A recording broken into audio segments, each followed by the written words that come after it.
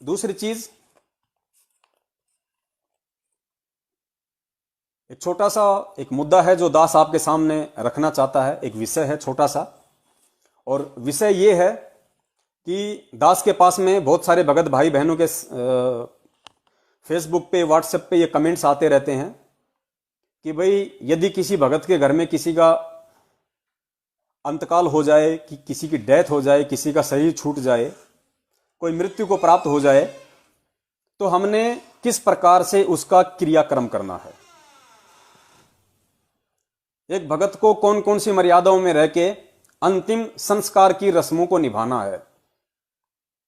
तो दास ने काफी वीडियो भी इसके ऊपर बनाए हैं गुरुदेव के ज्ञान आधार से, और ज्ञान गंगा पेज नंबर 15 के ऊपर जो गुरुदेव ने लिखा है उसका भी दास ने रेफरेंस दिया है।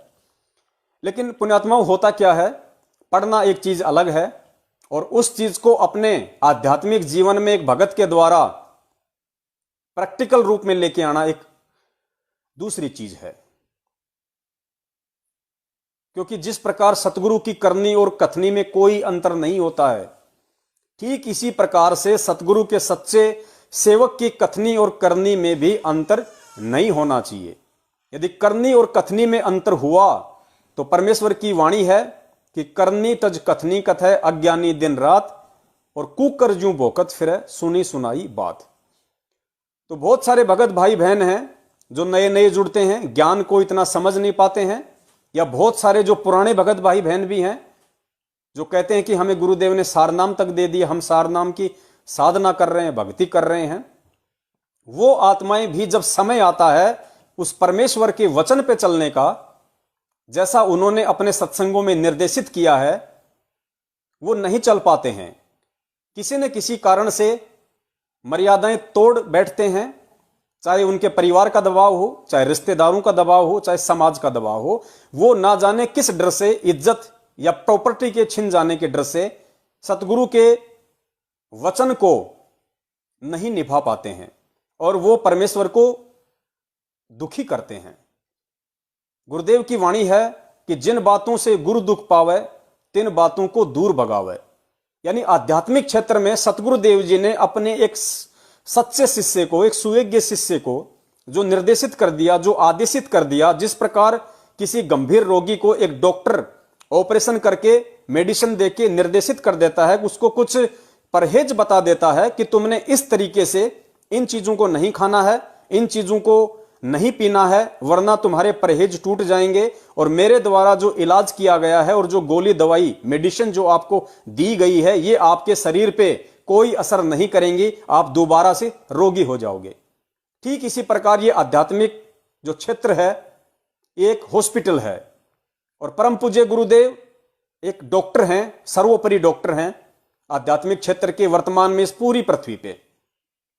आप और हम सभी मानव शरीरधारी प्राणी भयंकर से भयंकर रोग, जिसको गुरुदेव ने जन्म और मृत्यु की संज्ञा दी गई है, जो यहां के कैंसर और एड्स से लाखों गुना ज्यादा भयंकर है और कष्टदायी है, तो गुरुदेव हमें नाम दीक्षा देके इस जन्म मृत्यु के रोग का ऑपरेशन करते हैं।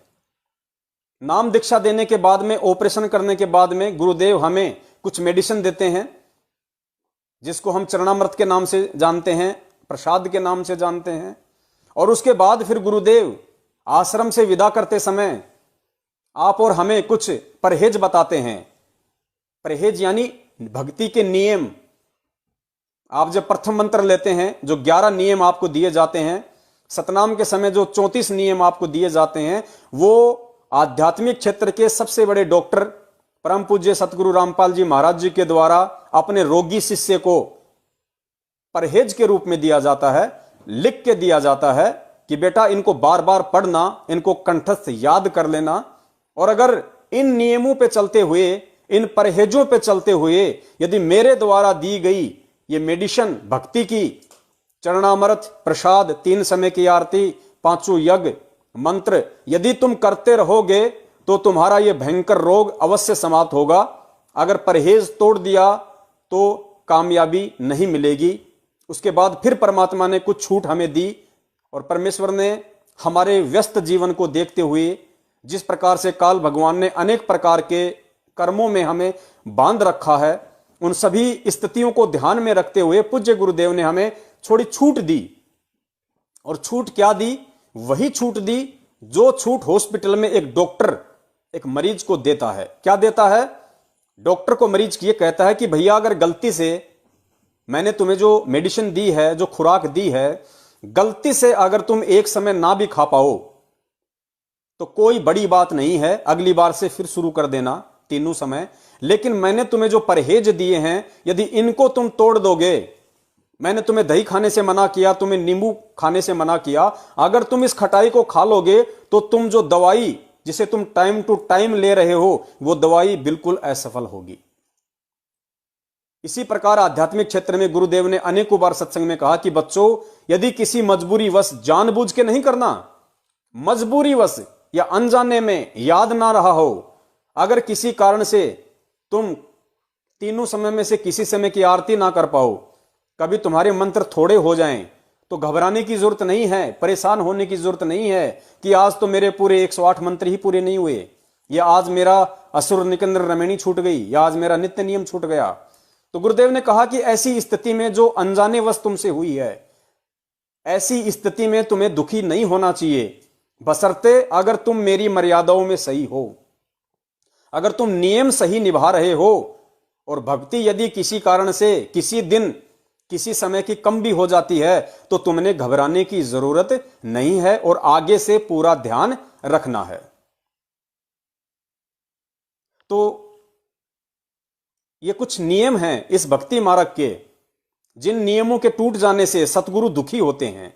जिन बातों से गुरु दुख पावे, तिन बातों को दूर भगावे। तो अंतिम संस्कार को लेकर काफी भक्तों में काफी शंकाएं रहती हैं। और पुण्यात्माओं, ये शंकाएं तब तक हैं, केवल उसी भगत को हैं, चाहे वो नया हो चाहे वो पुराना हो, जिस भगत ने इस ज्ञान को आधार बना के सतगुरु की पहचान ना करके अपना सब कुछ सतगुरु को समर्पित नहीं किया है।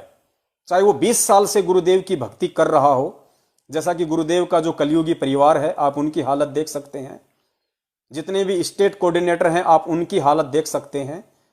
वो अभी तक अपना तन मन धन तो छोड़िए, अपना समय भी सतगुरु को समर्पित नहीं कर पाए। तो ऐसी आत्माएं ही गुरुदेव को दुखी करती हैं, उनको परेशान करती हैं। क्योंकि जब डॉक्टर किसी का इलाज कर देता है और उसके बाद यदि उस रोगी की मृत्यु हो जाती है तो समाज में उस डॉक्टर की भी बदनामी होती है। आगे से जब कोई रोगी उस गांव में हो जाए तो लोग कहेंगे यार उस डॉक्टर के पास मत लेके जाओ, वो व्यक्ति जो मर गया वो उसी डॉक्टर के पास गया था, किसी और के देखो। तो इस प्रकार ये भी काल की एक बहुत बड़ी चाल है। तो हमने काल की इन सूक्ष्म चालों को भी मौका नहीं देना, अपने गुरुदेव को हर स्थिति में सर्वोपरि रखना है, शीश पे रखना है। और काल भगवान को कोई भी ऐसा मौका नहीं देना है जिस मौके को आधार बना के वो गुरुदेव को नीचा दिखाए या गुरुदेव का मजाक बनाए और गुरुदेव से कहे कि आपके लाख तत्व ज्ञान देने के बाद भी ये जीव मेरे ही रहे। तो अंतिम संस्कार को लेके नए पुराने काफी भक्तों की शंकाएं रहती हैं और वो गलतियां भी कर जाते हैं। इसलिए दास आपको एक एग्जाम्पल पेश करेगा खुद अपना, क्योंकि दास को अच्छे से पता है कि परमपिता परमेश्वर सतगुरु रामपाल जी महाराज जी ने अगर मुझे निमित्त बनाया है तो बहुत सोच समझकर और कुछ देखकर ही निमित्त बनाया है। तो ये मेरी भी जिम्मेदारी बनती है, ये मेरा कर्तव्य बनता है, ये मेरा फर्ज बनता है कि सतगुरुदेव जी ने इस 2 कौड़ी के जड़मती पत्थर जीव को अगर निमित्त बनाया है, इस दास को अगर इस लायक समझा है उस परमपिता परमेश्वर ने, सारी सृष्टि के रचनहार ने, यहां अगर कोई मंत्री या प्रधानमंत्री किसी के सिर पे हाथ रख दे और उसको कोई काम करने के लिए बोल दे तो वो फूला नहीं समाता है, जबकि वो प्रधानमंत्री तो कुछ ही वर्षों के लिए है और वो अपने आप में फूला नहीं समाता है कि मुझे तो देश के प्रधानमंत्री ने इस काम के लिए नियुक्त किया है, मैं तो उसका पक्का हो गया, मैं उसका खास हूं, दुनिया को बताने से फुर्सत नहीं मिलती। और पुण्यात्माओं, यहां उस प्रधानमंत्रियों के प्रधानमंत्री, उस राजाओं के राजा, सारी दुनिया के शहंशाह, सारी सृष्टि के रचनहार, इस मानव की उत्पत्ति करता और मानव धर्म के प्रणेता, संचालन करता सतगुरु रामपाल जी महाराज जी ने निमित्त बनाया है।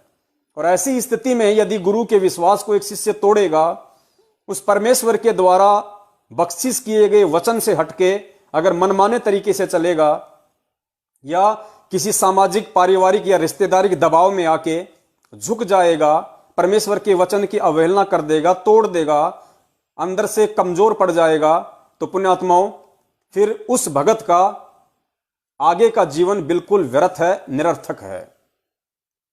ऐसी आत्मा को फिर सतगुरु पता नहीं अनंत युग तक दोबारा मौका नहीं देता है। तो ये जो घटना है अंतिम संस्कार वाली, ये दास की एक परीक्षा भी थी और परमेश्वर ने ये भी चेक करना था कि ये जो मेरा भगत है, जिसको मैंने उपदेश के लिए निमित्त बनाया है, साध संगति के लिए निमित्त बनाया है, ये अपने उपदेश पे जो बातें अपने भगत भाई बहनों को बताता है, उनको पालन करने के लिए कहता है कि गुरुदेव ऐसा कहते हैं, हमें ऐसा करना चाहिए, हमें ऐसा नहीं करना चाहिए, उन सभी बातों पे ये मेरा भगत कितना खरा उतरता है। क्योंकि हम सब जीव हैं, हम सब भगत हैं और परीक्षा हम सब की होगी और हम सब की होती है और हर दिन होती है। यह विषय अलग है कि परमात्मा किस आत्मा की किस रूप में और किस घटना को अंजाम देके उसकी परीक्षा लेते हैं। तो घटनाएं अलग अलग हो सकती हैं हर भगत के सामने, लेकिन परीक्षा सबकी। तो अंतिम संस्कार को लेके परमपिता परमेश्वर सतगुरु रामपाल जी महाराज जी ने पिछले सप्ताह लगभग आज 11 दिन हो गए हैं, दास की छोटी सी परीक्षा ली उन्होंने। हालांकि दास परीक्षा देने में समर्थ नहीं है, क्योंकि दास तो आपको पहले ही बता चुका है कि 8वीं में सप्लीमेंट्री, फिर कप्लीमेंट्री, फिर दोबारा मेरे को 8वीं में एडमिशन लेना पड़ा, वो भी हिंदी में। तो जब मैं एक सांसारिक उस परीक्षा में पास नहीं हो चुका, उसमें सप्लीमेंट्री फिर कप्लीमेंट्री आई, और जब वो सारी सृष्टि का रचनहार, वो गुरु, वो सतगुरु, वो टीचर अगर किसी की परीक्षा ले ले तो वो पास हो सकता है, ये सोचना भी महामूर्खता है। तो परमेश्वर ने चेक किया थोड़ा सा कि देखता हूं इसके अंदर क्या भाव है। मैं जिन बातों से दूर रहने के लिए कहता हूं, जिस प्रकार से भगत को मोह माया से दूर हटके आध्यात्मिक जीवन पे चलने के लिए निर्देशित करता हूं, ये मेरा भगत उस पे कितना खरा उतरा है। तो 11 दिन पहले मुझ पवन दास के सांसारिक रूप में जो मेरे शरीर के जो पिता हैं, उनकी डेथ हो गई थी। और शायद आप लोगों को मालूम भी नहीं है, ना मैंने किसी को बताया। मैं किराए के मकान में रहता हूं, साथ में मेरे पिताजी थे, मेरी माताजी हैं, भक्तमती है, मेरे भाई के 2 बच्चे हैं और 2 बच्चे परमपिता परमेश्वर ने मुझ दास को निमित्त बना के भक्ति के लिए यहां भेजा हुआ है। और दास अपनी वही फूड वैन लगाता है, अपना जो खाने का काम है, बिरयानी वगैरह, दही बड़े वगैरह, उसका दास काम करता है। तो मेरे जो पिताजी हैं, पिछले 2 वर्षों से उनकी हालत कुछ ठीक नहीं थी। हालांकि वैसे उनको कोई रोग नहीं था शरीर का, और यह भी एक बहुत बड़ी उनके ऊपर मेहरबानी रही उस परमपिता परमेश्वर की कि जब 2013 में दास ने गुरुदेव से दीक्षा ली, उसके बाद में दास ने गुरुदेव से प्रार्थना की थी कि हे परमपिता परमेश्वर, हे गुरुदेव, दास के पूरे परिवार पे दया करो, मालिक आपकी शरण में आ जाएं।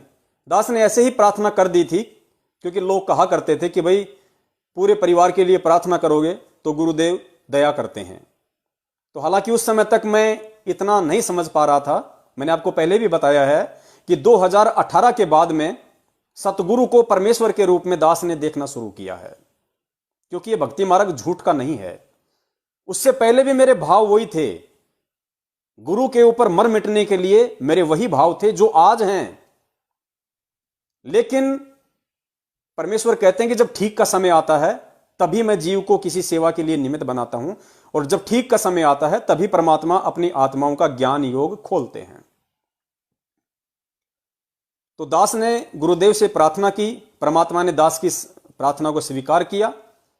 अगले महीने दास अपने बच्चों को लेके गया, फिर उससे अगले महीने दास अपने पूरे परिवार को, गांव से माताजी को, पिताजी को, भाई को, भाई की पत्नी को, उसके बच्चों को, सबको सतलोक आश्रम बरवाला में 2013 में लेके गया, सबको नाम दीक्षा परमेश्वर ने दी। अब बाद में सबके अपने अपने संस्कार होते हैं। दास को तो परमेश्वर ने दृढ़ता दे दी, क्योंकि दास जयपुर में रहा करता था अकेला अपने बच्चों के साथ में, माता पिता सब गांव में थे भाई, तो बच्चे भी उसी दृढ़ता के साथ में भक्ति पे लग गए। लेकिन गांव गांव होता है, आड़ोसी पाड़ोसी होते हैं, रिश्तेदार होते हैं, गांव में बहुत सारे रीति रिवाज होते हैं। हालांकि एक दृढ़ भगत के लिए जिसको ज्ञान हो जाए वो हर बाधा को पार कर जाएगा, उसके लिए कोई ना गांव रुकावट बनती है, ना शहर रुकावट बनता है, ना समाज और रिश्तेदार रुकावट बनते हैं। लेकिन फिर भी गांव का माहौल ऐसा ही होता है, तो उनको टिकने नहीं दिया भक्ति पे। और मेरे जो पिताजी और भाई हैं, उनकी एक बहुत ही बुरी आदत थी उनकी शराब पीने की। तो वो 10-15 दिन तो वो सही ठीक ठाक रहे, आरती वगैरह की उन्होंने, उसके बाद में फिर उन्होंने शराब वगैरह पीना शुरू कर दिया। दास को पता चला, दास गांव गया, फिर उनको समझाया। दास फिर अपने पिताजी को नाम दीक्षा दोबारा से लाया, दिलवा के, अपने भाई को दिलवा के लाया। 2 बार अपने पिताजी को मैंने नाम दीक्षा दिलवाई, जबरदस्ती में लेके गया। लेकिन फिर भी वो भक्ति पे नहीं टिके, और गांव में रहने के चलते दारू पीने की उनकी बचपन से उनकी आदत थी। भाई भी मुझसे छोटा है, लेकिन वो एक नंबर का वो ड्रिंकर। आप उसका संस्कार अपना क्या क्या बोल सकते हैं, समझा सकते हैं। नहीं माने तो भक्ति से धीरे धीरे वो दूर हो गए, और उनके पीछे जो अन्य मेंबर थे, जो उनकी पत्नी थी, बच्चे थे, फिर वो भी कहां रहने वाले थे। कुछ समय बाद में मालिक की आत्मा थी मेरे पिताजी, तो ज्यादा शराब पीने से मेरे पिताजी को दिखना धीरे धीरे बंद हो गया। घुटनों में भी उनके प्रॉब्लम हो गई, ज्यादा नहीं चला जाता। तो गांव से फोन आया माताजी का, तो मैंने माताजी को कहा कि भाई यहां ले आओ, और तो क्या कर सकते हैं, अब माता पिता हैं, सेवा तो करनी है। हालांकि सेवा तो मैं नहीं करता, मैं एक नंबर का नालायक और निकम्मा आदमी था अपने जीवन में। ये तो गुरुदेव ने दास पे पहले दया की, अपनी शरण में लिया, ये ज्ञान मुझे समझा दिया जो आज मुझे मालूम पड़ रहा है। वरना अगर मुझे गुरुदेव ने अपनी शरण में नहीं लिया होता, और जिन कर्मों में मैं जयपुर में मैं रत था सन 2013 से पहले, आध्यात्मिक क्षेत्र में आने से पहले, उन कुकर्मों को देखते हुए यदि आज मैं गुरुदेव की शरण में नहीं होता, और मेरे पिताजी को यदि परमेश्वर ने नाम नहीं दिया होता, अपना भगत नहीं बनाया होता, तो मैं आज कहां होता मैं कल्पना भी नहीं कर सकता। शायद किसी जेल में होता, या कहीं फांसी पे लटक गया होता। और आध्यात्मिकता से दूर होने के कारण, जिस प्रकार भाई भी शराब पीता था, बाप भी शराब पीता था, और पिताजी का इन पिछले 2 वर्षों में जो जीवन रहा है, बिल्कुल उनको दिखाई नहीं देना, सुनाई नहीं देना। 2 साल से वो एक खाट में रहे, और ये परमेश्वर की दया है, ये सद्बुद्धि है परमात्मा की। आज के समय में सास ससुर की कौन इतनी देखभाल करता है, लेकिन भक्तमती ने अपने बाप से बढ़ के उनकी सेवा की। 2 साल तक मायने रखता है। लैट्रिन भी अपने हाथ से साफ करना, खाना खिलाना, नहलाना, विदाउट किसी गाली गलौज की, विदाउट किसी परेशानी के। हालांकि माताजी थोड़ा बहुत उन्हें धमका दिया करती थी, क्योंकि उनका फर्ज भी बनता है। फर्ज क्या, उनका मतलब भाई उनका अधिकार बनता है।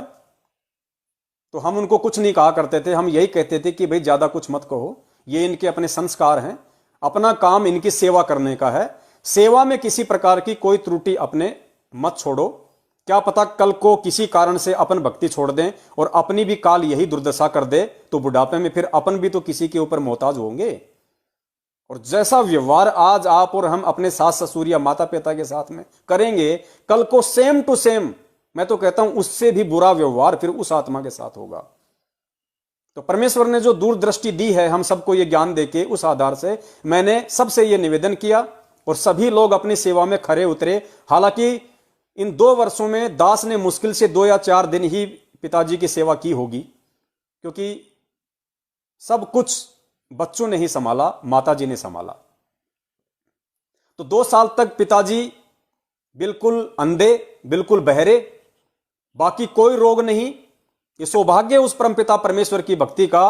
उन्होंने एक जुखाम की टैबलेट भी 2 साल में नहीं खाई, जबकि जो व्यक्ति इस बचपन से शराब पी रहा हो, और जिसको शराब के चलते जिसके नसें ब्लॉक हो गई हो, दिखना सुनना, और जिसका खाट से उठना तक बंद हो गया हो, उस व्यक्ति ने कभी बलगम भी नहीं किया, उस व्यक्ति ने कभी जुखाम बुखार खांसी की टैबलेट नहीं ली। यह उस परमपिता परमेश्वर जी की पावर का नतीजा है। और ऐसी स्थिति तो होनी थी मेरे पिताजी की, क्योंकि यह उनके भाग्य में था, उनके संस्कार में था। इसीलिए परमात्मा ने दास को निमित्त बना के ये शब्द आश्रम में बुलवा के कि गुरुदेव पूरे परिवार को शरण में लेना, क्योंकि गुरुदेव अंतर्यामी हैं, उनको पता था मेरे पिताजी की वर्तमान हालत का। तो वो उनकी किसी जन्म की अच्छी आत्मा रही होगी, इसीलिए वो मुझदास के सांसारिक बाप के रूप में यहां आए और परमेश्वर ने हमें उनकी सेवा का मौका दिया। तो मेरे पिताजी के भाग्य में यह सब था। इससे भी भयंकर दुर्गति उनकी होनी थी यदि मैं परमेश्वर की शरण में ना होता। अगर मुझे आज परमात्मा ने सद्बुद्धि ना बख्शी होती तो मैं बिल्कुल भी उनकी टेक केयर नहीं करता, और टेक केयर नहीं करता, छोटा भाई उनसे भी बढ़ के ज्यादा शराब। तो सोचिए आज उस पिता की क्या हालत होती, जो ना सुन सकता है ना देख सकता है, घुटने जिसके जवाब दे गए। रिश्तेदार कोई किसी का होता नहीं है, अगर होता भी है तो खाली संवेदना तक सीमित होता है। जो दर्द आपको होगा, अपनों को होगा, दूसरों को नहीं हो सकता, क्योंकि उंगली मेरी कटेगी, दर्द मुझे होगा, दूसरा ये जरूर कहेगा अरे अरे ठीक नहीं हुआ, अच्छा नहीं हुआ भाई, दर्द हो रहा है, हाँ जी दर्द हो रहा है, अरे अरे कुछ पट्टी वगैरह करवाओ। वो संवेदना व्यक्त कर सकता है एक मानव होने के नाते। तो आज मेरे पिताजी की वो दुर्दशा होनी थी, वो दुर्गति होनी थी, जो शायद आप समझ गए होंगे, इससे ज्यादा मैं क्या कहूं। लेकिन देखिए, गुरुदेव कहते हैं ना कि एक बार मेरी जो शरण में आ गया और जिसने कुछ दिन भी मेरी भक्ति अगर सही तरीके से कर ली, मर्यादा में रह के, तो अगला जन्म तो उसको मानव का मिलेगा ही मिलेगा। और गुरुदेव ने कहा कि मेरे भक्तों का जो बुढ़ापा है, मेरे भक्तों के जीवन के जो अंतिम दिन हैं, वो उन लोगों की तरह से बिल्कुल भी नहीं कटेंगे जो लोग भक्ति से दूर हैं। तड़प तड़प के मरना, दुखी होके मरना, परिवार के द्वारा उनको कष्ट देना, उनको प्रताड़ित करना। सोशल मीडिया पे आए दिन आप देखते हो वीडियो, पड़ोसी लोग बना बना के डालते हैं, बहू अपनी सास को खाट से, चारपाई से खींच के नीचे डाल रही है, उसको पीट रही है, उसको मार रही है, उसको धक्के दे रही है। ऐसे बहुत सारी वीडियो हम देखते हैं। तो वो स्थिति यहां होनी थी, लेकिन ये गुरुदेव की उस चंद दिनों की भक्ति का ये परिणाम आप सभी के सामने, कि परमात्मा ने उस व्यक्ति की, उस आत्मा की हमें निमित्त बना के ऐसी सेवा करवाई जैसे एक शिष्य अपने गुरुदेव की सेवा करता है। क्योंकि जो व्यक्ति गुरुदेव की शरण में आने के बाद, आध्यात्मिक जीवन में आने के बाद अपने माता पिता को तवज्जो नहीं देता है, अपने माता पिता की सेवा नहीं करता है, वो व्यक्ति कितनी भी बड़ी बड़ी बातें क्यों ना करें, वो आध्यात्मिक जीवन में अपने गुरु को भी उतना ही महत्व देगा जितना महत्व आध्यात्मिक जीवन में वो अपने माता पिता को देता है। ये हकीकत है, क्योंकि इस भक्ति की रिहर्सल हमने अपने परिवार से करनी पड़ेगी। इस भक्ति की रिहर्सल और भगत बनने की रिहर्सल हमने अपने परिवार से करनी पड़ेगी। जैसा व्यवहार हमारा अपनों के प्रति होता है, जैसी भक्ति हम अपने घर पे करते हैं, वैसी ही हम बाहर करेंगे। और सतगुरु अंतर्यामी है, चाहे आश्रम में रहो, चाहे घर पे रहो, चाहे बाहर रहो, हर दिन सुबह से लेकर शाम तक जो आपने सोचा किया, वो सारा नोटिफिकेशन उस परमात्मा के पास जाता है। तो जो सांसारिक जीवन में भगत होके अपने मां बाप की इज्जत और सेवा नहीं कर सकता, वो व्यक्ति आध्यात्मिक जीवन में कभी भी अपने गुरुदेव को उतनी इज्जत, मान सम्मान और सेवा नहीं कर सकता। तो ये परमेश्वर की दया रही उस आत्मा के ऊपर। और पिछले 10-11 दिन पहले जब दास, क्योंकि एक दिन पहले उन्होंने थोड़ा बोलना बंद कर दिया था, उन्होंने बोलना बंद कर दिया और बिल्कुल खाट पे वो सोए रहे, हालांकि और कोई दिक्कत नहीं थी। दास को भी आभास हो गया था कि भाई हो सकता है अब इनका समय नजदीक हो। डॉक्टर को फोन किया, फर्ज बनता है, डॉक्टर को सारी स्थिति बताई कि साहब ऐसी ऐसी उनकी हालत है, इस तरीके से श्वास ले रहे हैं। तो डॉक्टर ने कहा कि आपको कहीं लेके जाने की जरूरत नहीं है, अगर हॉस्पिटल में ले गए उसको वेंटिलेटर पे डाल देंगे आईसीयू में, और 4-5 लाख रुपए का बिल बना के आपके सामने पेश कर देंगे। आप वैसे ही अपना रोजी रोटी करके कमाने खाने वाले आदमी हो, आपको लूट लेंगे फालतू में, जिंदगी भर नहीं उभर पाओगे। 4-5 दिन के हैं, आप उनकी सेवा करो, डॉक्टर ने कहा। लेकिन वो तो दूसरे दिन ही जब दास अपनी गाड़ी लेके गया मार्केट में लगाने, तो दोपहर को फिर भक्तमती का फोन आया और भक्तमती ने कहा, अब पुण्यात्माओं यहां देखना, अब यहां से रियल स्टोरी शुरू होगी एक भगत की, कि जब तक हम इस तरीके से अपने अंदर सतगुरु के उस वचन को प्रफुल्लित नहीं करेंगे, परमेश्वर के वचन पे जब तक हम इस तरीके से अमल नहीं करेंगे, और जब अपने ऊपर वो घटना घटित होगी, उस समय सत्संगों में गुरुदेव हमें उस घटना से निपटने का जो तरीका बताते हैं, जब तक हम उसको नहीं अमल में लाएंगे, तब तक हम सतगुरु से सैकड़ों कोस दूर हैं। बेटे का बाप से कितना लगाव होता है, क्योंकि बाप ने उसको जन्म दिया है, 18-20 साल तक उसकी परवरिश करता है, उसका लालन पालन करता है, उसकी हर जरूरतों को जो है कंप्लीट करता है। तो लगाव तो जाहिर सी बात है, ये मोह ममता तो इन 5 विकारों में से एक है जो हमें बांध के रखती है। लेकिन परमेश्वर ने दास को सद्बुद्धि दी हुई थी, बहुत कुछ समझाया हुआ था, और इस जीवन का मकसद एकमात्र दास ने केवल मोक्ष मान रखा है, केवल मोक्ष, केवल मुक्ति। जब तक परमेश्वर संघर्ष करवाएंगे तब तक संघर्ष के लिए तैयार, और जब परमेश्वर संघर्ष से दूर हटा के भक्ति पे लगाएंगे, उस समय मोबाइल को दास किसी ऐसी जगह रख देगा, फिर कभी यूज नहीं करेगा। ये मोबाइल केवल तब तक है जब तक गुरुदेव नहीं आ जाते हैं। उसके बाद वो परमेश्वर की आगे की अपनी उनकी मर्जी होगी, वो क्या सेवा देंगे, क्या करवाएंगे, वो तो करना पड़ेगा, सहर्ष करना पड़ेगा। लेकिन यदि ऐसा मौका कोई दास को गुरुदेव के आने के बाद नहीं मिला, तो दास तो केवल परमेश्वर की भक्ति और अपना रोजी रोटी तक ही सीमित रहेगा। फिर आपको ना तो लाइव संघ का समाधान में कोई दिखाई देगा, ना आपको कोई वीडियो दिखाई देंगे, सिर्फ और सिर्फ परमेश्वर की भक्ति। तो दोपहर को दास के पास में घर से फोन गया भक्तमती का, और भक्तमती ने कहा कि पिताजी चले गए।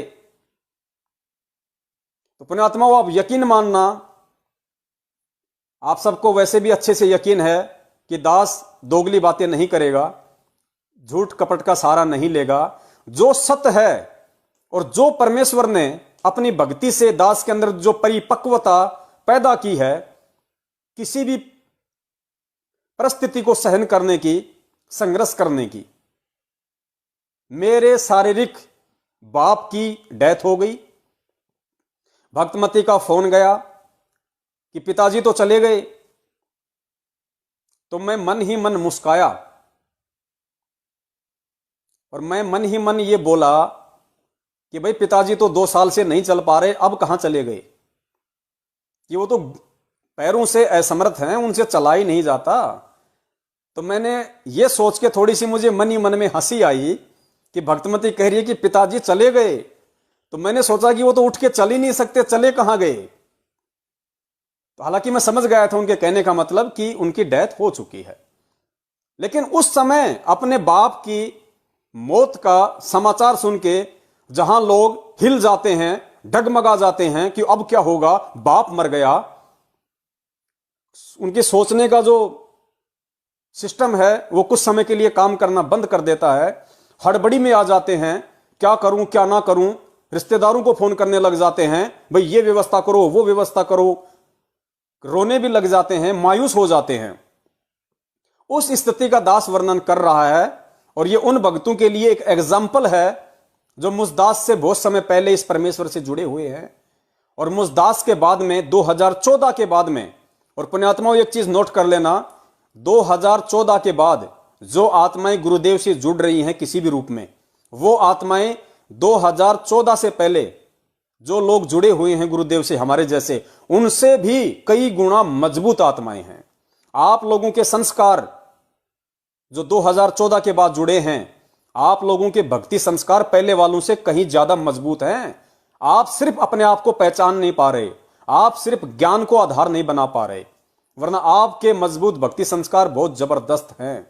अरे हमने तो गुरु से जाके दीक्षा ली, गुरु को देखा, उनका आशीर्वाद लिया, उनके सत्संग सुने, आप लोगों ने ना गुरु को देखा, ना उनके मुख कमल से सत्संग सुने, ना उनसे आशीर्वाद लिया, और आप लोगों ने यह सुनने के बाद भी कि वे जेल में हैं, खाली उस ज्ञान को आधार बना के आपने नाम लिया। आप बहुत जबरदस्त भक्ति संस्कारी आत्माएं हैं, लेकिन आप अपने आप को समझ नहीं पा रहे और गलती से काल एजेंट सतलोक आश्रम मैनेजमेंट हरियाणा की भेंट चढ़े हुए हैं। तो दास के पास जब फोन किया तो दास को जब भक्तमती ने कहा तो कोई रिएक्शन दास के अंदर नहीं हुआ, 1% भी, 1% भी। और दास ने कहा कि कोई बात नहीं, वो तो हो गया सो हो गया, वो तो होना ही था। तो बोला अब क्या करें? मैंने कहा करना क्या है, अभी आधा 1 घंटा रुको, देखते हैं, शाम तक उनका अंतिम संस्कार होगा। तो एक भगत भाई दास के संपर्क में हैं, मैंने उनको फोन किया तो उन्होंने कहा कि भाई शाम के 3-4 बज रहे हैं, चलो जाके उनका अंतिम संस्कार करते हैं, क्रियाक्रम करते हैं। तो देखो परमेश्वर ने जो दास को बुद्धि दी हुई थी, दास का थोड़ा सा बिरयानी बची हुई थी, चावल अभी बिकना बाकी थे। तो दास ने कहा कि भगत जी घंटे भर और रुक जाओ और ये चावल निकल जाते हैं, उसके बाद में कर देंगे, अपने को करना क्या है, मिट्टी है, मिट्टी में मिल गई, जो आत्मा है वो चली गई, परमेश्वर के हवाले है, क्योंकि परमेश्वर की शरण में थी। अब उस मालिक ने देखना है उसके साथ क्या करना है क्या नहीं करना। अपने को कोई बैंड बाजा तो बजाना नहीं, दुनिया को इकट्ठा करना नहीं, ताम झाम कुछ जोड़ने नहीं। तो मैंने कहा कि भाई घंटे भर में मेरा ये चावल बिक जाए, वरना ये चावल 1000-1500 का बर्बाद होगा। पुण्यात्मा ये शब्द ध्यान रखना, आप ऐसी परिस्थिति में भी इस तरीके से सोचना, यही परमेश्वर के वचन की असली पालना है, यही एक सच्चे भगत की पहचान होती है। जिन बातों से गुरु दुख पावे, तिन बातों को दूर भगावे। जाने वाला चला गया, वो 1500 का नुकसान क्यों किया जाए। मैं 1 घंटे वहां रहा और कुछ चावल मेरा वहां पे निकला, कुछ और सामान था थोड़ा सा। तो उस सामान के लिए मैंने भक्तमती को कहा कि जो छोटे वाला बच्चा है उसको भेज दो गाड़ी पे, वो यहां रह के सामान बेच देगा और दास जाके उनका जो क्रियाक्रम है उसकी अपनी व्यवस्था करेगा। तो भक्तमती ने कहा कि चलो कोई बात नहीं, ले आओ आप घर पे गाड़ी। मैंने कहा क्यों ले आए गाड़ी घर पे, दिक्कत क्या है? छोटे वाले बच्चे का दाह संस्कार में कोई काम नहीं है, वो कभी कभार गाड़ी पे आ जाता है, बेच लेता है। तो मैंने कहा क्यों फालतू में सब कुछ बर्बाद किया जाए। मैंने कहा बच्चे को भेजो। उन्होंने बच्चे को बाइक लेके भेज दिया गाड़ी पे, बच्चा अपना चावल बेच रहा है। मैं और वो दूसरा जो भगत था, हम दोनों मार्केट में आए, घर पे नहीं गए। अब अनजान जगह है और जिस जगह मैं रहता हूं, अगर वहां के शमशान घाट पे अगर मैं उनको जाके मैं उनको जलाऊं, कोई ऑब्जेक्शन भी कर सकता है, किस तरीके से लेके जाएं। तो पास में ही कोई घाट है, नदी बहती है, तो वहां पे एक शमशान घाट बना हुआ है। तो मैंने कहा भगत जी कोई ऐसी जगह है जहां पे अपन जाके इनका अंतिम संस्कार कर दें, जैसे आजकल हॉस्पिटल में भी होते हैं दाह संस्कार घर है। तो उन्होंने कहा कि पास में जो नदी है वहां पे घाट है, अपन वहां पे कर देते हैं। बोला ठीक है। अपने आत्माओं ध्यान देना, मेरे पड़ोसियों तक को खबर नहीं कि मेरे पिताजी की डेथ हो गई, जबकि 2 दिन पहले मेरे पड़ोस में एक डॉक्टर रहता है, वो डॉक्टर उनको चेक करके गया था और डॉक्टर ने भी कहा था कि 3-4 दिन के मेहमान हैं, आप इनकी सेवा करो, कहीं मत ले जाओ। मेरे सामने पड़ोसी हैं, मेरे लेफ्ट में मेरे पड़ोसी हैं, मेरे राइट में मेरे हैं पड़ोसी। तो मैंने उस भगत ने क्या किया, हम मार्केट में गए, हमने एक टेम्पो वाले से बात की। हालांकि वहां जाने के 600 रुपये लगते हैं, लेकिन उसने 1600 रुपये मांगे। मैंने कहा भाई चलो कोई बात नहीं, अर्जेंट है। 1600 रुपये उसको दिए। वो पिकअप गाड़ी हम लेके दोनों अपने घर पे आए। गाड़ी लेके आए, घर पे आए तो घर पे माताजी थी, भक्तमती थी, बच्चे थे। अब देखो कोई नहीं रो रहा। ये परमेश्वर के सत्संगों का असर है, ये परमेश्वर के ज्ञान का असर है। माताजी भी थोड़ी सी मायूस जरूर थी, लेकिन रोना धोना बिल्कुल नहीं, कुछ भी नहीं। क्योंकि पुण्यात्माओं, जो ज्ञान आप और हमको परमेश्वर ने समझने की जो दया बख्शी है वो माता पिता पे नहीं है, लेकिन फिर भी ये परमेश्वर की वाणियों का असर है, ये परमेश्वर की पावर का असर है कि माताजी हल्की सी उदास थी, लेकिन रोना धोना बिल्कुल नहीं।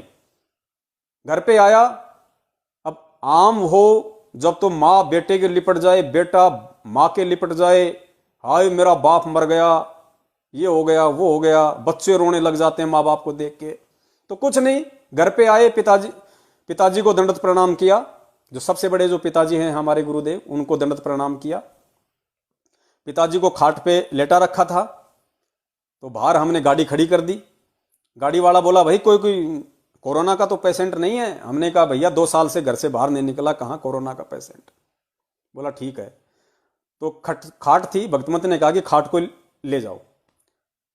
तो देखो, ना 4 आदमी ना 10 आदमी, आप ध्यान देना पुण्यात्माओं, किस तरीके से अंतिम संस्कार हुआ है।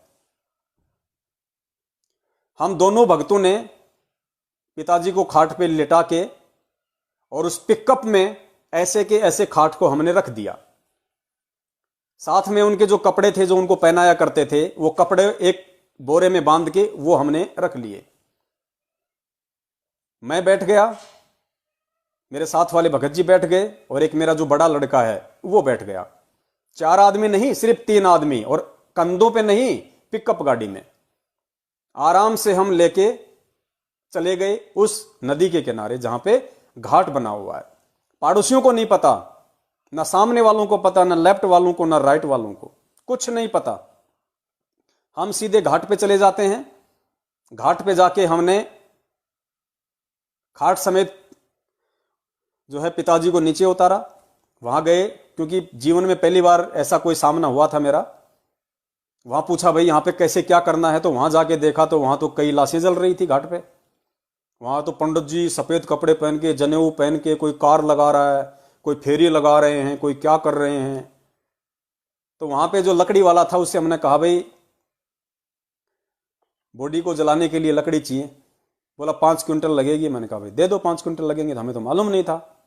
तो साथ वाले भगत जी ने कहा कि भगत जी 5 क्विंटल बहुत होती है, 4 क्विंटल ले लो। मैंने कहा 4 ले लो।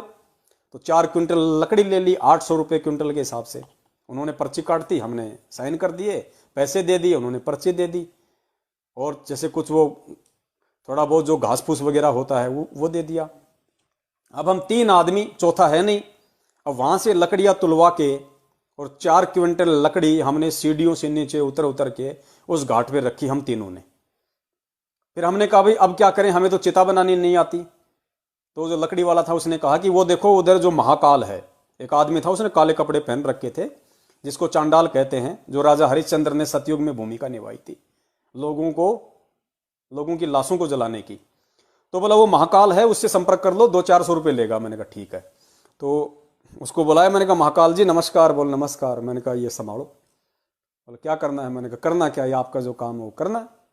और हम बिल्कुल आराम से हंस रहे, कोई बातचीत नहीं, नॉर्मल मूड में। उन्होंने कहा कि ठीक है। हमने वहां पे जाके वो जो भी थी वो लकड़ियां हमने वो पटक दी। लकड़ियां पटकने के बाद में उन्होंने अपनी चिता बनानी शुरू कर दी। हमने वहां पिताजी को उठा के चिता पे लिटा दिया।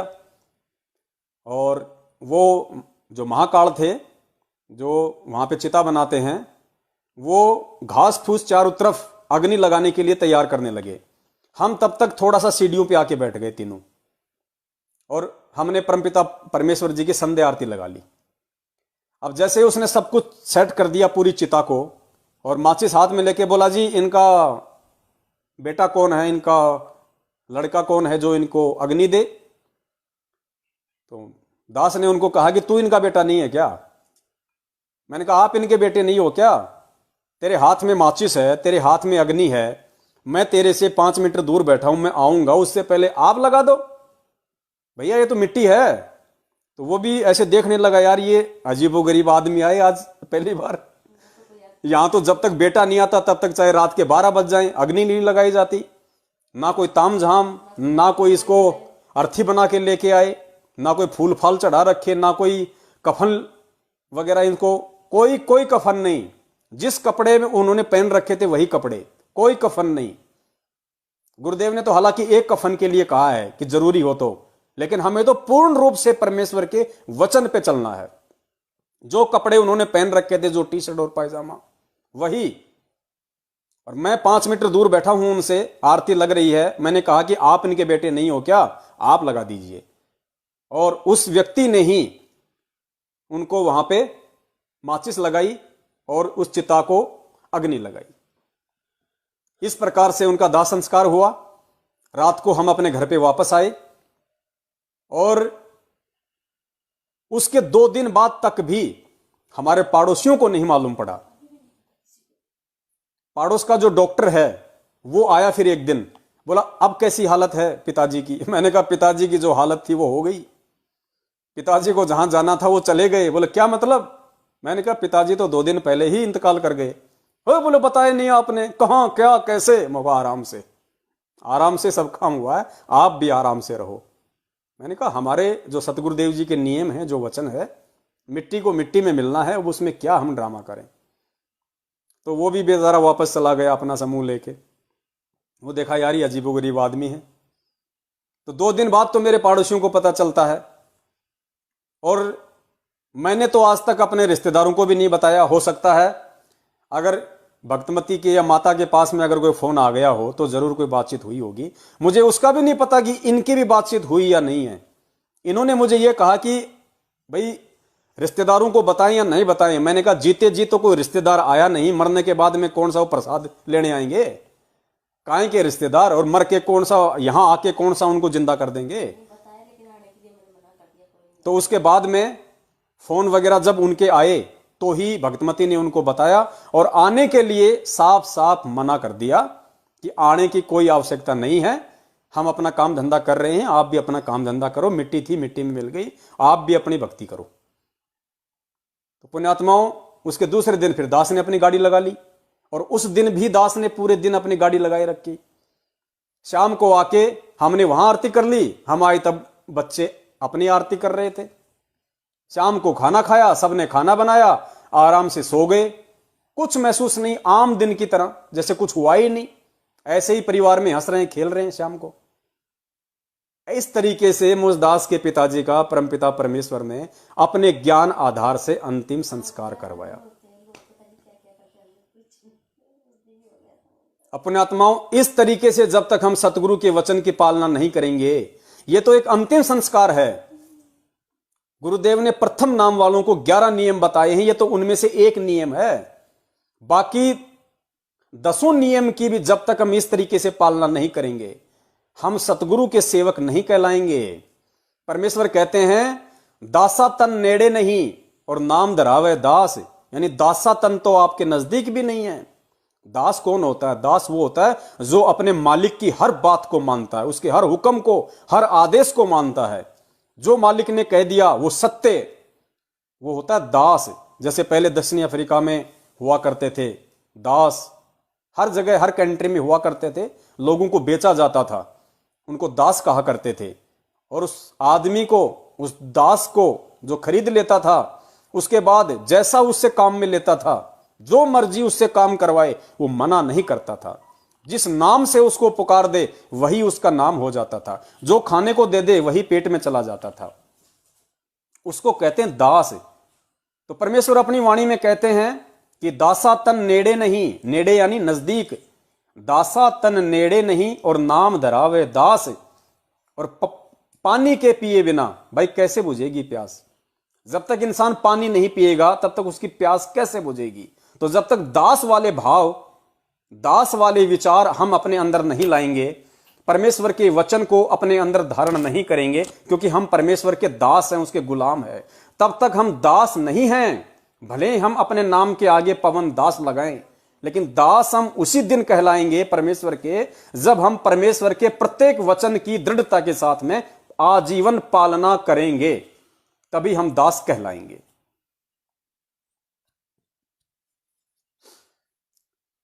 तो उम्मीद करता हूं जितने भी मेरे भगत भाई बहन जिनको अपने माताजी या पिताजी के अंतिम संस्कार को लेकर चिंता रहती है, आते हैं दास के पास में फोन कि भगत जी मैं अकेला नाम उपदेशी हूं, कल को मेरे पिताजी माताजी अगर गुजर जाती हैं तो मेरे भाई तो अनुपदेशी हैं, मैं क्या करूं? मुझे तो उनको पैसा देना पड़ेगा, उनके साथ में मिलकर क्रियाकर्म करना पड़ेगा, वो जो मृत्यु भोज करेंगे उसमें हिस्सा देना पड़ेगा। तो भाई ये आपके ज्ञान आधार के ऊपर है। परमेश्वर के इस भक्ति मार्ग में अब आपको जीवित मरना पड़ेगा मां बाप से पहले। चाहे भाई आपको जमीन में हिस्सा दे या ना दे, चाहे भाई आपको मकान में हिस्सा दे या ना दे, चाहे भाई आपको घर से निकाले या रखे, चाहे आपकी इज्जत जाए, चाहे आपकी प्रॉपर्टी जाए, अगर आप सतगुरु के शिष्य हैं और अपने आप को दास कहते हैं तो आपने फिर यह भी ध्यान रखना चाहिए कि मैं अगर सतगुरु के परमेश्वर के वचन पे चलता हुआ अगर समाज में तिरस्कृत भी हो रहा हूं तो मेरे परमेश्वर इस घटना से अनजान नहीं है। उनको सब पता है, सब देख रहे हैं, वो अंतर्यामी है। ये मेरी परीक्षा है, ये मेरा इम्तिहान है।